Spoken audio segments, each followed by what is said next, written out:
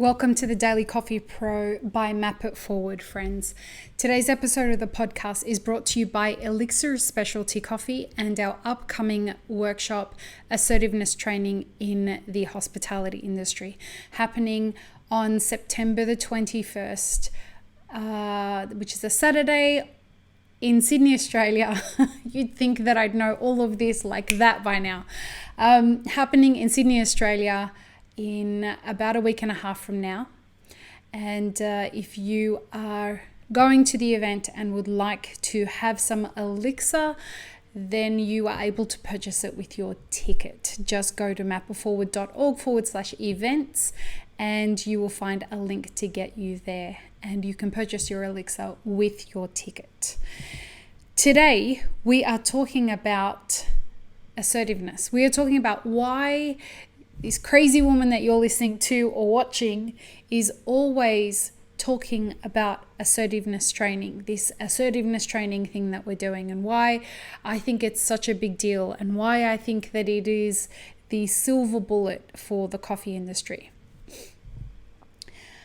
In my observation and my experience of the relationship between employees and employers, as well as co-workers and our suppliers, and the way we engage with each other in general, whether it be as somebody who's buying coffee from a green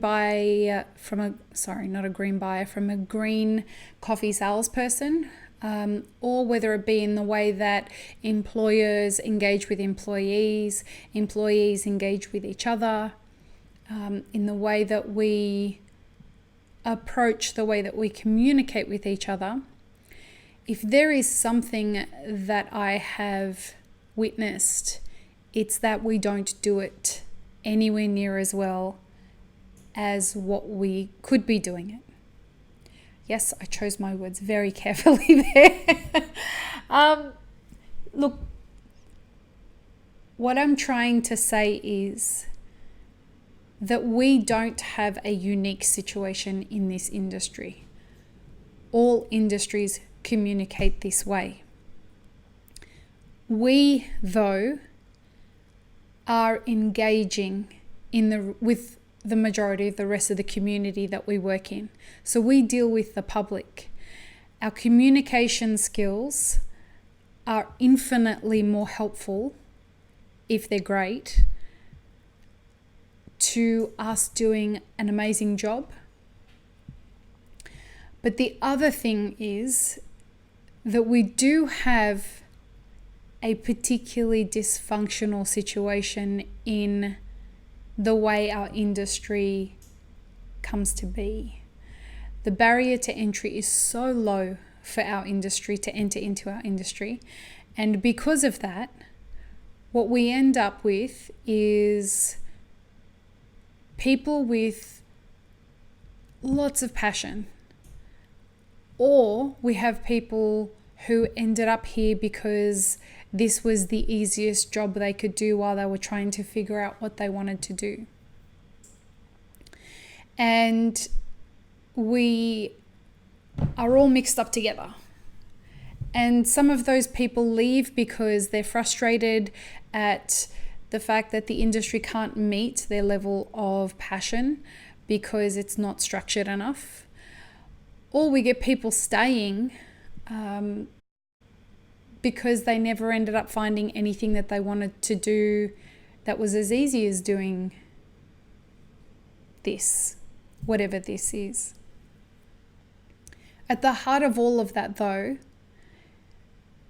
is something that I'm observing that I am seeing is going to cause us a lot of problems long term, especially with the introduction of automation.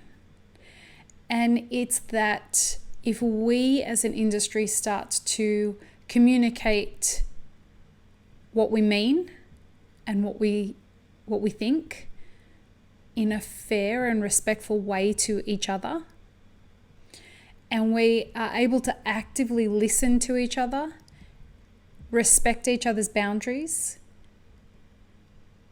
and let other people know that we can clearly communicate our own boundaries.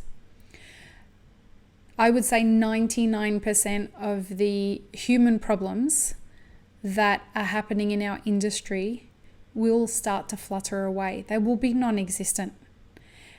And the reason that's important is because the jobs are going to get less and less in our industry as automation shows up. And I don't know that enough people are thinking about that right now. I believe that we're coming into a recession sometime within the next 2 years.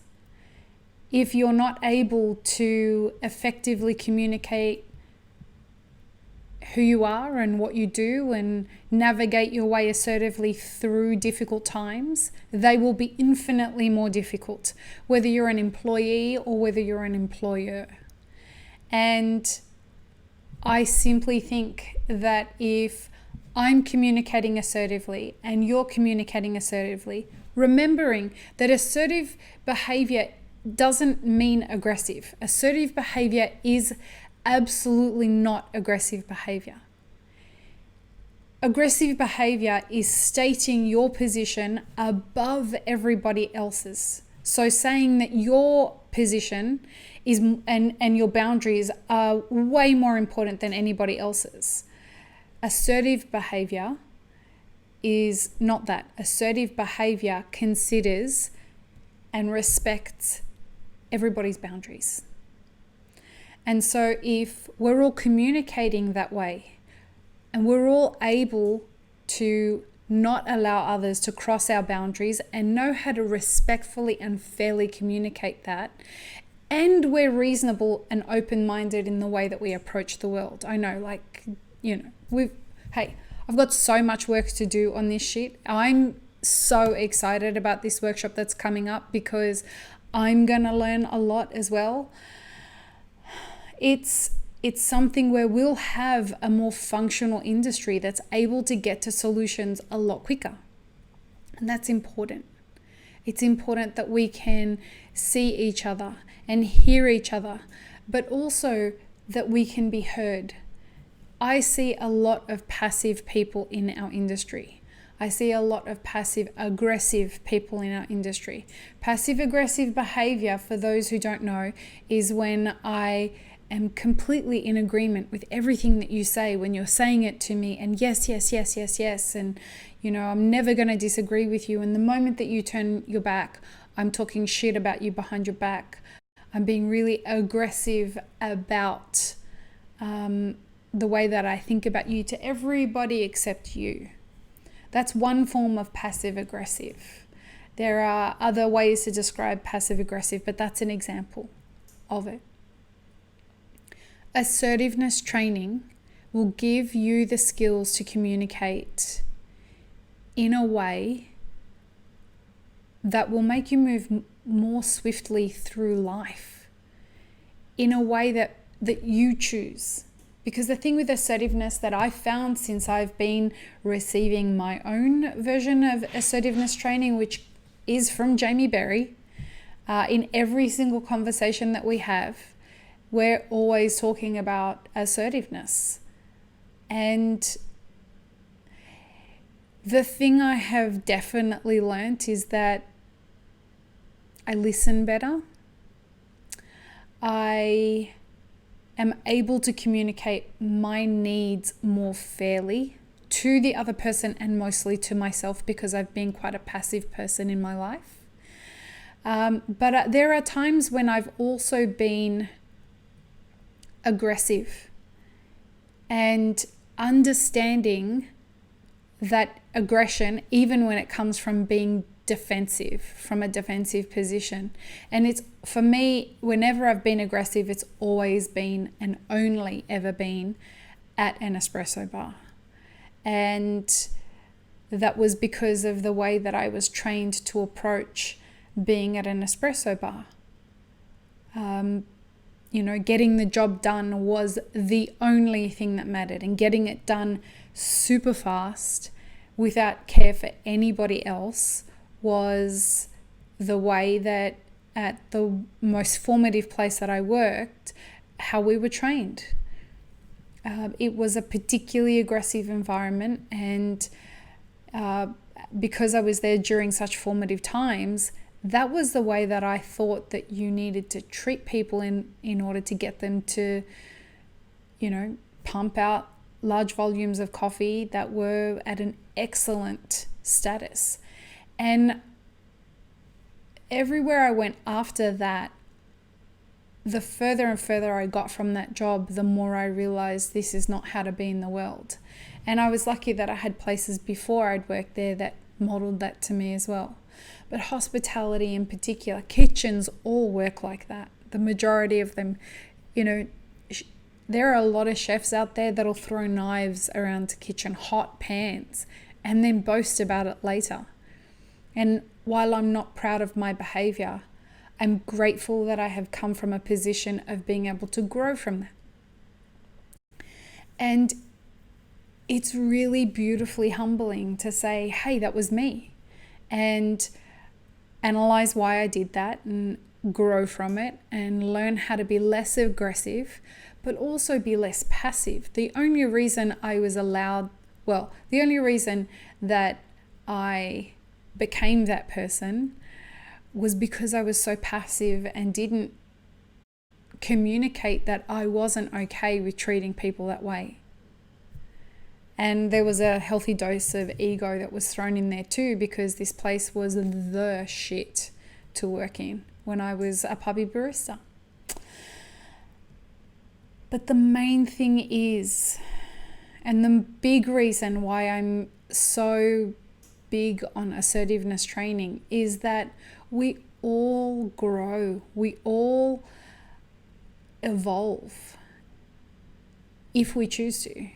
And I choose to, and a part of the legacy that I would like to leave behind in the global coffee industry is that we grew with regards to the way that we mesh as a workforce and the way that we come together to tackle our own personal issues, our workplace issues, and our industry issues. So if you're keen and you're going to be in Sydney, come to the workshop. We are going to be recording it, and we will be releasing it as an online course, hopefully within a week of the workshop ending. On that note, peace, love, and peanut butter, friends. Have an amazing rest of your day.